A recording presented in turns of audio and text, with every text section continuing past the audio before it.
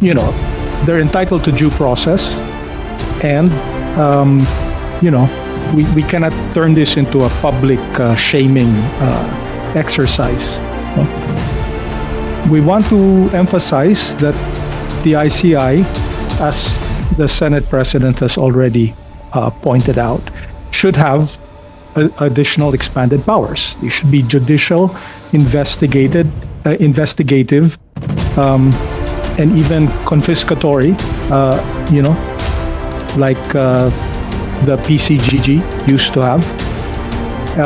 So, power of subpoena, power to declare in contempt, and which includes arrest and hold orders after due process. I'll try to keep it as brief as possible. One, we believe that all the ICI sessions should be public, but that the ICI itself should have the authority to declare confidential sessions with no streaming or broadcast. Okay?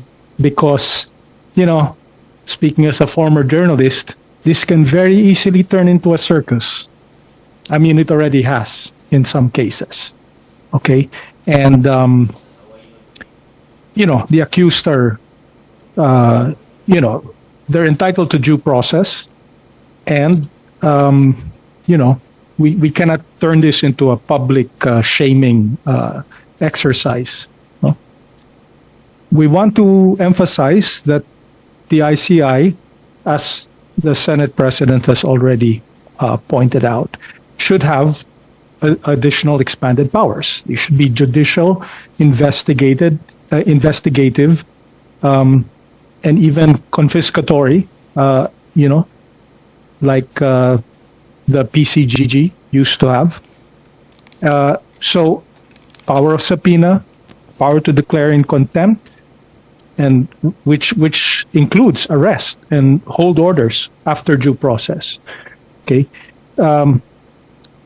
the commission, whatever we call it, should have the authority to file cases without going through the ombudsman, the DOJ, the Attorney General. We believe it should be that powerful. We propose that the commission be expanded far beyond its current. I mean, you know, there's 20 of these guys right now. It needs to be maybe 10 times the size just to deal with the huge volume of cases, let alone the huge volume of money involved. No? And it should be expanded beyond infrastructure. What we're seeing now, as I think Professor Abante will tell you, is that these guys, the same guys in Congress, and you know, they're worming their way in now to the ayuda, into the social welfare programs. Diba? That's how they're trying to take the money. It's beyond infrastructure. And, you know, as we've always said, we want eyes on Bureau of Customs and Bureau of Internal Revenue. Let's not pretend that there's no corruption there. The ICI or the group should have fiscal autonomy and security of tenure. I mean, in order to be really independent, okay? We believe that, you know, and in fact, future appointments need to be approved by a wider group than just the president at this point. It's just the palace who's appointing people to this thing. No? And finally, we feel that, like Secretary Singson has said, we should look to the examples of Hong Kong and Singapore, and study the charters of those organizations, because although they have slightly different legal systems, you know, those organizations have been very, very effective, obviously, in comparison to our own past experience. Yes, Mr. Ongpin, Apa. This is actually one of our issues naman that we are trying to work with the DBM about. The issue is transparency, right? A lot of government agencies are resisting digitization because they want to keep everything on paper, right? And when you keep something on paper, it's not transparent. You have to go there to request access to the documents. You can't just find them online, right? So this is a struggle that we've been having, and the DBM has shown great initiative in this, no? But you know, the other guys, DOJ, DPWH, we need these things online, BOC. not on paper. BOC. BOC, BIR. Yan. Well, the anti... Sir, that is one of the things that we felt would be important. With the point of Senator Drilon is very well taken. We don't want to add layers of bureaucracy to this thing. We feel, the business community, I think I speak for the business community, feels that the ombudsman itself needs to be strengthened in order to handle this volume of cases. It's simple math, no? I mean, the volume of cases is in this affair alone, the flood control or whatever you call it, infrastructure alone, is so enormous that if you had to hand all of these things to the ombudsman as it exists today, they would come to a standstill. The throughput would be terrible, you know. So we believe that they need to be strengthened as well. And I think a practical solution can be found. Thank you, thank you. Yes, go ahead, Senate President Drilon. Speak before the mic. Yeah. Okay. One of the suggested provisions I have in mind is to direct by law the Supreme Court to vacate the docket of one of the Sandigan Bayan branches and refer all the cases coming from the commission to that particular branch so that the trial can be done every day and finish it within the shortest period of time. Because that's one of our problems today. The delay in the resolution of the cases erodes the confidence of our people in our justice system. That is why I was just consulting with the if the Supreme Court can vacate the docket, and designate one division to handle all of these cases, it can go a long way.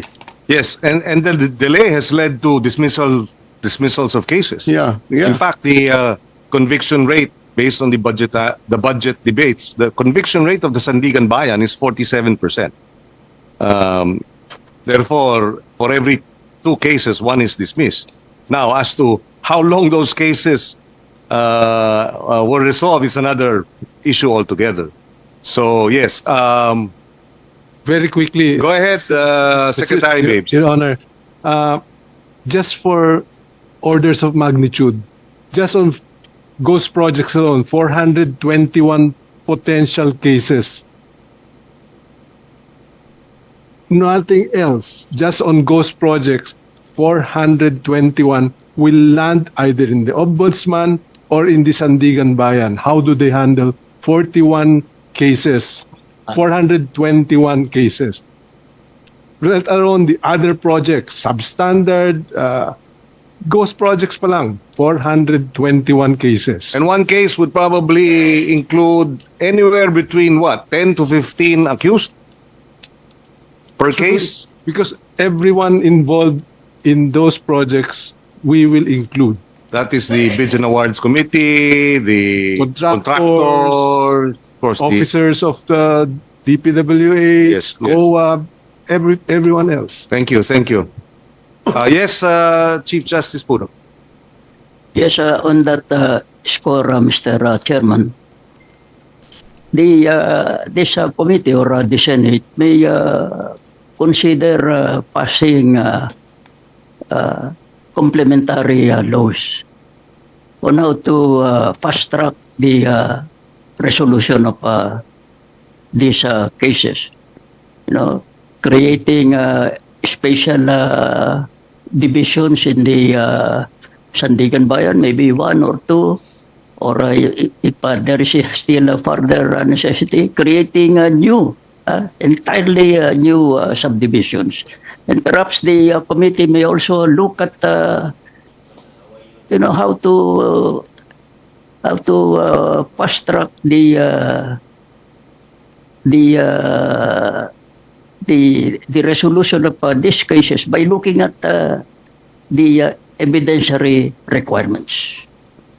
Maybe you know, we can adopt some presumptions where after certain acts are proved, then the burden of evidence can be shifted to the respondents. And all these things are not new ideas. They have been adopted in other countries, and this prevented the snail pace resolution of cases. And so, as a complementary measure, you may like to pass special laws on the prosecution of corruption cases. Thank you. And it might become a rider if we include that in this measure. So, yes, another bill. Yes. Would the DOJ care to comment on the debate as to deputization and or creation of a separate team of prosecutors? Thank you, Mr. Chair. I did not want to engage in a debate between legal luminaries, Mr. Chair, but just to give the committee some insights. The Department of Justice serves as the principal law agency of the government, and this is under the Administrative Code of 1987, which is why, and the two functions of the Department of Justice is to serve as the prosecutorial arm of the government. Hence, any deputization of prosecutorial functions is not really allowed, except under the rules of criminal procedure, where deputization to private prosecutors will be allowed, but they are still under the direct supervision and control of the public prosecutor.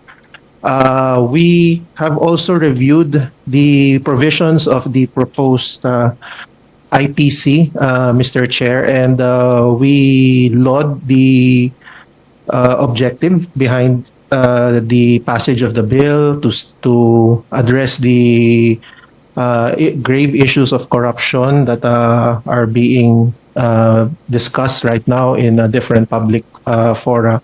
But there may also be possible duplicity of functions here, Mr. Chair. Duplication. As already mentioned, the Ombudsman already has investigative powers. It might raise the question of what if the findings of fact of the Commission would differ from that of the Ombudsman, which would prevail. So possibly enhancing already our institutions in place, strengthening them, capacitating them more, giving them more maybe budgetary support, manpower support would be ideal. But if we understand why the committee would push for the passage of this bill, and the Department of Justice supports, subject to the submission of our position paper on how to refine Yes, please. other provisions of the bill